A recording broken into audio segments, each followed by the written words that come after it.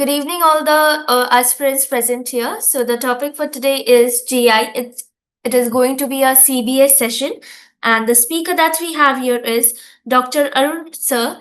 He is a senior clinical fellow critical care at Guy's and St. Thomas Hospital, UK. Thank you, sir, for being with us. Also, aspirants, it's going to be a very interactive session. Do answer in the chat box, or you can also unmute your mic. Any doubt, any queries needed to be solved, you can. Thank you, sir. So you may take over. Thanks, Padma. Hello, everyone. Welcome. So this class is going to be a session on computer-based simulation for in the topic of gastrointestinal system, and hope you all came prepared. So as Fatma said, I'm working in Guy's and Thomas Hospital in UK as a senior clinical fellow, and I passed EDIC exam after undergoing this course with Farz Academy, and I found it really useful, and it's my turn to help you prepare and clear the exam. So congratulations for being here. You have enrolled for EDIC Part 2 and taken a step ahead in your life. So congratulations again, and you are in safe hands with us.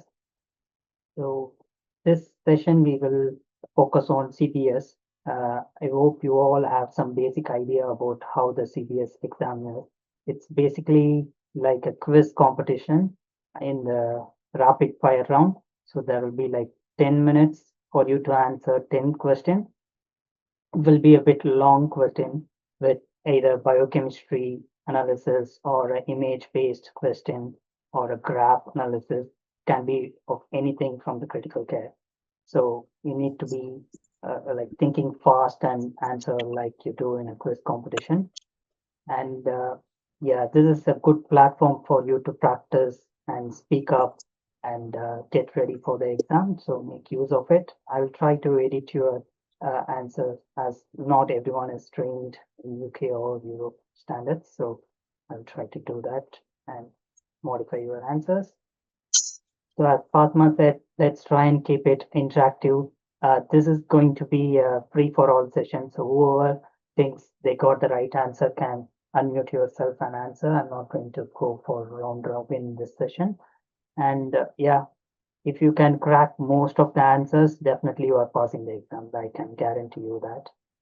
Okay, let's start. Yeah, go for it. It's open to you all. Can you all see my slide?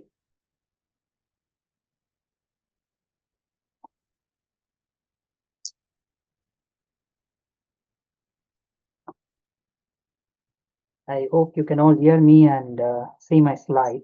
Just give me a thumbs up if you can. Sir, I'm very sorry Mhm. to interrupt in the class, but sir, your video is visible in the PPT. So is there any way we can remove that? Because for that the PPT is not like being clearly visible to us. Is it better now? No, sir. All right. Let me share again.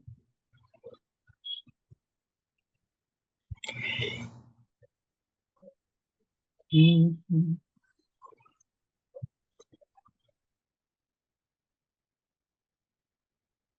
How is it now? It's okay now. Oh, great. Yeah.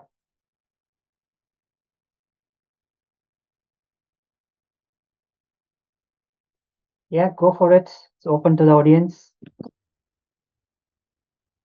Ischemic bowel, Ischemic bowel. Yeah, hang on, correct. And treatment? surgical treatment. Oh, yeah. Would you like to expand? So if you answer like this, the examiner will be asking, can you tell me more about it? Unless they get the correct answer, they will give a couple of prompts. Otherwise, they will move on. Resection of the ischemic bowel. Resection of ischemic bowel. Yeah. Any other options? It's not wrong. It's absolutely correct. I'm just asking if there are any other options.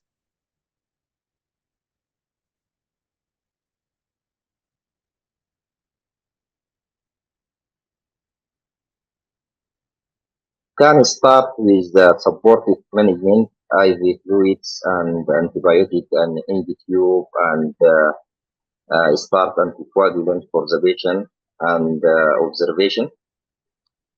Yeah, it's all absolutely correct. After that, consultation for surgery.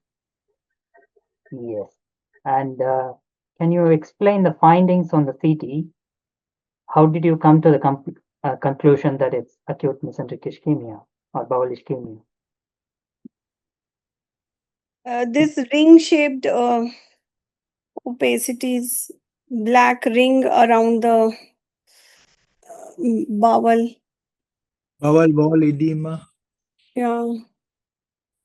So, yeah, one thing to look out for in CT, especially for this exam, is look out for air in the abdomen, outside the bowel, where it's not expected to be. So, what you are all seeing, can you see my cursor on the CT? Yeah. So, this So, black structure around the bowel, it's the air inside the bowel wall, which is definitely not normal. It can be inside the bowel wall, but not in the wall. So this is called as pneumatosis intestinalis, and it's a late feature of mesenteric ischemia. So if this is present, the patient prognosis is quite bad. And can you see air anywhere else in the CT where it's not supposed to be? there air in the liver. So what do you call that? Hematobilia. Yes. So it's more, we can see even in the peripheries. If you scroll through all the images, of course, the exam, there will be just a snapshot. You cannot see like multiple images. It will be like a single image. So this can be called as pneumatosis portalis or pneumatobilia. So this again is a very bad prognosticating sign and marker of late feature and extensive bowel ischemia. So yeah, treatment, as you said, is all the supportive management and surgical referral. And not all the cases go for like surgical resection. Some of them like are candidates for embolectomy. So nowadays, interventional radiology procedures are like come up so they are so advanced now. So there is option for IR procedure for almost any surgical abdomen. So that is an option as well. And so exactly in this case, what do you think is the reason for ischemia? Atrial fibrillation related embolism. Yeah, exactly. And the patient was not on anticoagulation, so potential to develop atrial, thrombus and it getting embolus too. And based on the territory in the CT image, we can see it's more of small bowel, so it's likely to be SMA, superior mesenteric artery occlusion, causing this ischemia. So usually, if you have seen the cases being managed in ICU, they even if they go for bowel resection surgery, they don't close the abdomen. They keep it open with a temporary abdominal covering like Bogota bag and have a relook surgery within like 24 to 48 hours in case there is extension of necrotic area, so they can redo resection and anastomosis. अरे उसके laptop तो दिला लाओ. Any doubts on this? Yeah. Sir, what is the treatment for pneumatobilia? Anything we need to do for that? No, nothing specific for that. If it's there, it's almost patient is in the deathbed. So we should It's a be, poor prognostic marker. yeah, it's a very poor prognosis. It's one of the late markers, late signs to be picked up. So it generally means extensive disease and extensive bowel ischemia.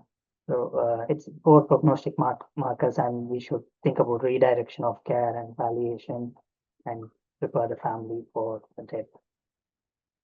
Okay. Moving on.